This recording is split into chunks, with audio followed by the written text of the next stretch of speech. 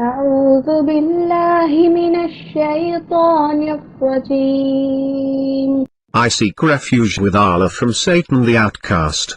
فلما دخلوا عليه قالوا يا أيها العزيز مسنا وأهلنا الضر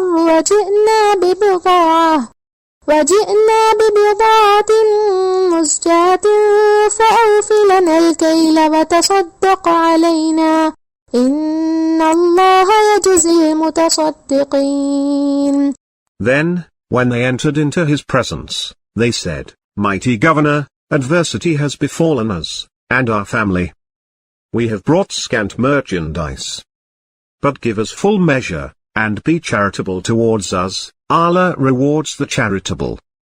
قال هل علمتم ما فعلتم بيوسف وأخيه إذ أنتم جاهلون.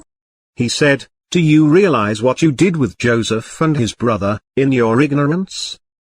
قالوا أئنك لأنت يوسف قال أنا يوسف وهذا أخي قد من الله علينا إنه من يتق ويصبر فإن الله لا يضيع أجر المحسنين. They said, Is that you, Joseph? He said, I am Joseph, and this is my brother. Allah has been gracious to us. He who practices piety and patience, Allah never fails to reward the righteous. قالوا تالله لقد آثرك الله علينا وإن كنا لخاطئين. They said, By Allah, Allah has preferred you over us. We were definitely in the wrong. قال لا تثريب عليكم اليوم يغفر الله لكم وهو أرحم الراحمين. He said, There is no blame upon you today. Allah will forgive you. He is the most merciful of the merciful.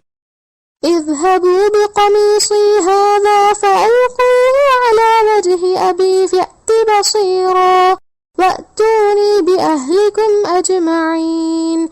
Take this shirt of mine, and lay it over my father's face, and he will recover his sight. And bring your whole family to me.